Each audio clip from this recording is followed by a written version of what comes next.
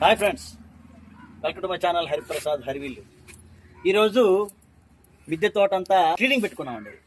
ఎందుకంటే మనకు ఎప్పటికప్పుడు ఈ దొండ కానీ లేదా బీర కానీ ఇవన్నీ కూడా మా ఎండుటాకులు అయిపోతాయి. అవన్నీ కూడా అవన్నీ కూడా మనం కట్ చేసేసి ఉండాలండి. కట్ చేస్తే చూడండి ఎలా వచ్చింది, చూడండి ఎంత వచ్చిందో. జస్ట్ ఈ పార్ట్లో ఇలాగా మనం అప్పటికప్పుడు ప్రక్షాళన చేసుకుంటే మనకి తోట అంతా కూడా శుభ్రం అవుతుంది. నీట్ మనకి మొక్కలు కూడా దీనివల్ల మళ్ళీ కొత్త చిగుర్లు వచ్చి బాగుంది. వర్షాకాలంలో చాలా రకాల మనం కూరగాయల విత్తనాలు వేసుకుంటామండి. అందులో పాదులు వేసుకుంటాం. ఆ పాదుల్ని మనం ఏంటంటే కొద్దిగా లేచిన తర్వాత ఈ విధంగా పాదుల్ని ఒక కర్ర పెట్టి ఇలా కట్టుకుంటే మనకి కిందన జూబుగా కాకుండా ఉంటుంది. మిగతా మొక్కలకి ఎండ తోలుతుంది, చక్కగా ఉంటాయి అన్నమాట. ఇలా చూడండి, ఇక్కడ దొండ వేసుకున్నాం, అలా ఇక్కడ బీర వేసుకున్నాం. బీర చూడండి, బీర ఇవన్నీ కూడా పైకి లేచిపోతాయండి. ఇవి పైకి పంపించేస్తే మనకి కిందన మనకి ఫ్రీగా ఉంటుంది, ఎండ తోలుతుంది మిగతా మొక్కలకు కూడా.